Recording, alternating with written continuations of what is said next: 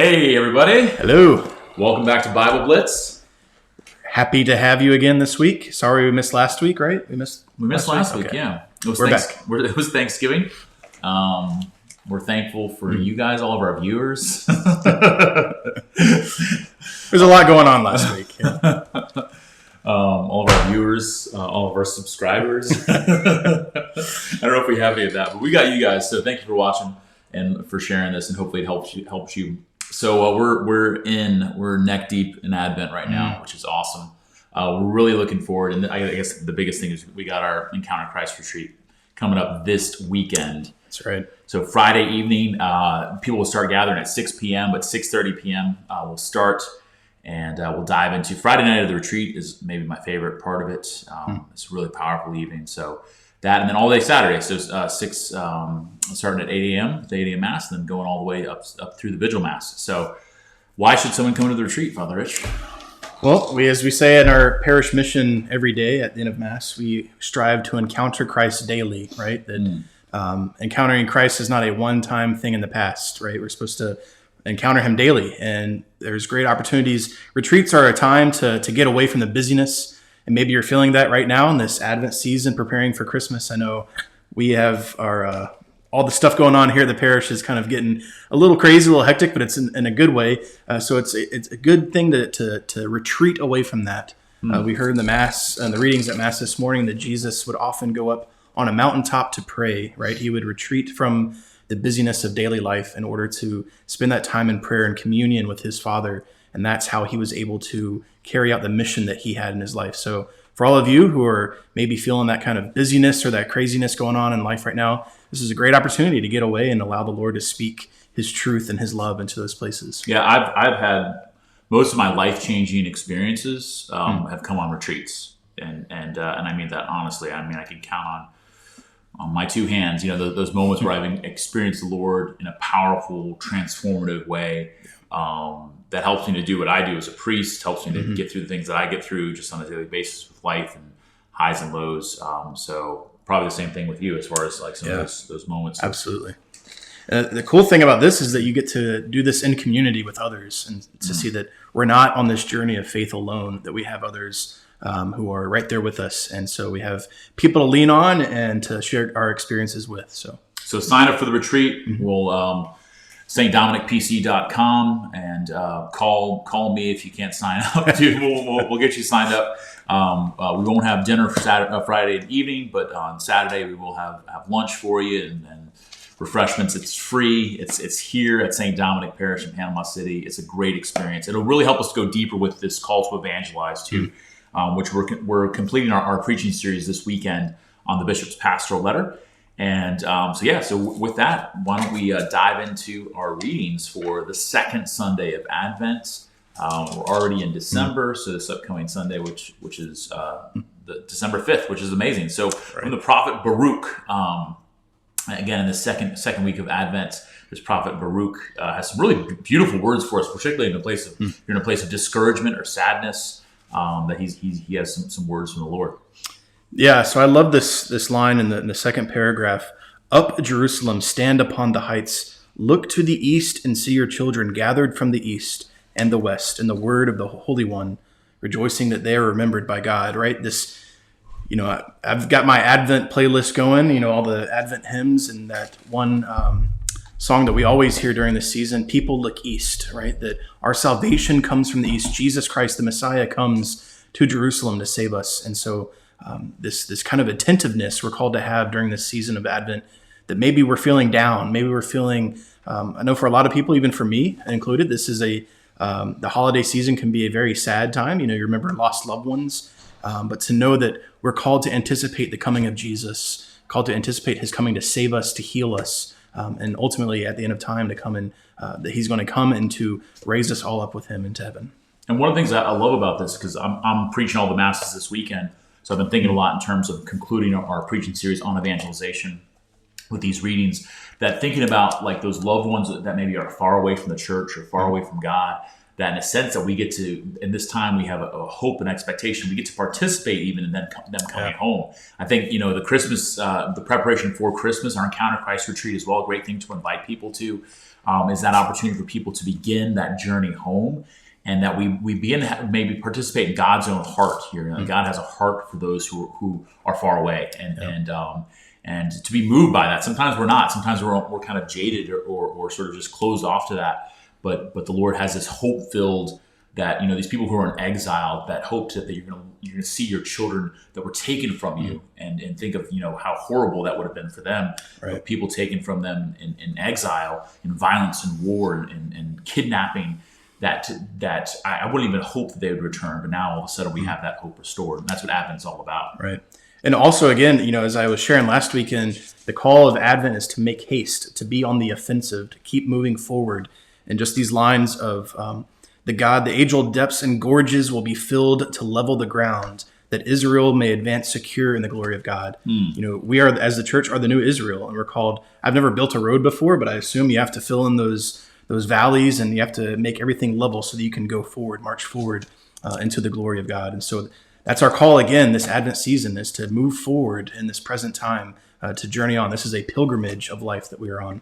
This kind of gives me, you know, I'm writing my homily as we do this for this weekend. But thinking about the church is not primarily defensive, as in like we just put up the gates and we you know, just kind of white knuckle it and hopefully we'll make it through the night, you know, and get to heaven. That we're on the offensive. We're you know, that Jesus empowers us to be this gate smashing reality. We're called to tear down the gates of hell and despoil Satan, which is what Jesus does. And so, yeah, that's a good kind of continuation of that as the and that prophecy that's come to us from Baruch. Yeah. So Psalm 126, the Lord has done great things for us, and we are filled with joy. Beautiful psalm that speaks to the reality of what we want to hear. Right, the Lord has done great things for us. We have to be reminded of that. Sometimes, so often, we can forget all that the Lord has done, and so as we're called to move forward, we're also called to remember all the great things that God has done for us. Absolutely. So we are reading from the letter of St. Paul to the Philippians, the believers at Philippi. And so we're in chapter 1, and he talks a lot about joy. Absolutely. Every time I see this reading, I'm reminded of my priestly ordination, and I'm sure Father Michael remembers this as well. But the bishop always calls diaconate ordination and the priestly ordination that the Lord will continue to bring this good work in you to completion. And that's always been a good reminder to me that all that the Lord has done for me, that he has placed those seeds of faith and that seed of that vocation within my heart. And he began that. It's nothing that I've done myself. It's nothing that I've achieved or earned. But he's bringing that to completion. Again, that this life has a purpose. Our place in this world has a purpose. Our vocation, whether that's priesthood or marriage or single consecrated life, whatever it may be, there's a purpose to this life, and the Lord is going to bring that to completion. And then also there's a partnership. I love that too, that he's talking about this.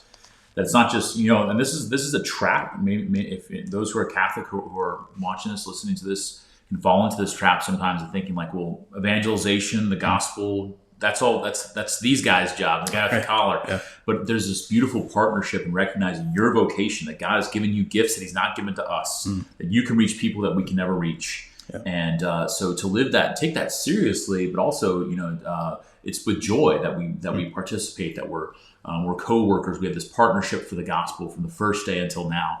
And so maybe to think about that, where have you, has God been calling you into that partnership? Maybe that you've been resisting that. You've been like, I don't really want to share my faith there or step out here too much. But to say yes to that, because that's where our faith really comes alive, when we start to share it. Absolutely. Excellent. So our gospel goes from the gospel according to Luke. And we have the first introduction here in this amazing character of St. John the Baptist. Is one of the great stars of Advent, the Advent season, because he's always pointing us the way to Jesus. Yeah. Obviously, he's very close. If you've heard my own story, that he's very close to my own heart as this wild, crazy man who he's never pointing at himself. He's always pointing the way towards Jesus, much in the same way as the Virgin Mary always points us towards Jesus. You know, these great saints and figures and founders of our faith. But I was, you know, really struck by in this gospel these characters. You know, you have Caesar, Pontius Pilate, Herod the Tetrarch of Galilee, and his brother Philip. All these people who come back again at the end of Jesus's life, right? We're in Advent, right? We're hearing about, his beginning of his ministry here through John the Baptist, but also at Christmas, we should be hearing about, not about the cross, right? The cross has no place in Advent. Well, this is why Jesus came. Yeah. He came to fulfill all of salvation upon the cross.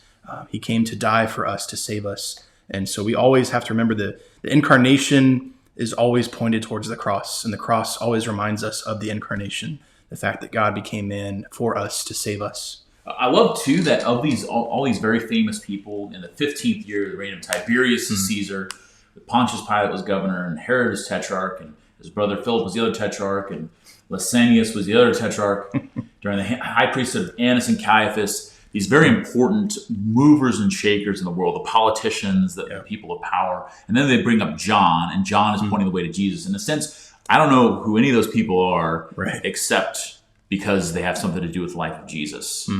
And even John, John is more, I celebrate John's birthday. The nativity of John the Baptist is a birthday we celebrate every year. I don't celebrate Pontius Pilate's birthday.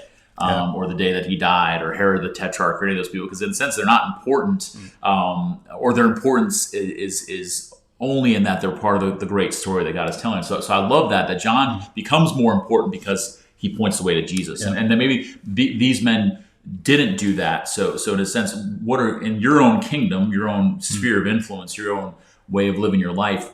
How much are you pointing the way towards Jesus? Because it's then that we really get lifted up. It's only the humble that their lives really have an impact on others.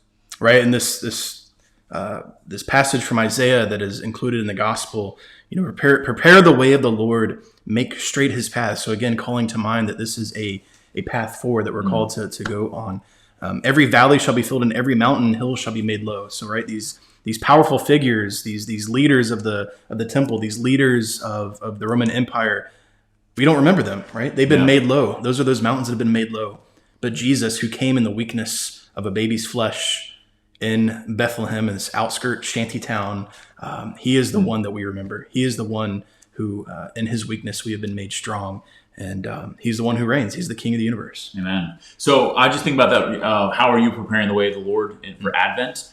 The retreat, again, Encounter Christ Retreat, stdominicpc.com. It starts this Friday evening, 6:30 p.m. in the church. If you can't come to the whole thing, come to whatever you can. We want you to come to the whole thing, Friday evening and all day Saturday, starting with the 8 a.m. Mass. But come to what you can, and then also our penance service will be next week, Monday evening of next week, with great opportunities for us to encounter the Lord. Absolutely. All right, God bless you all. God bless you guys.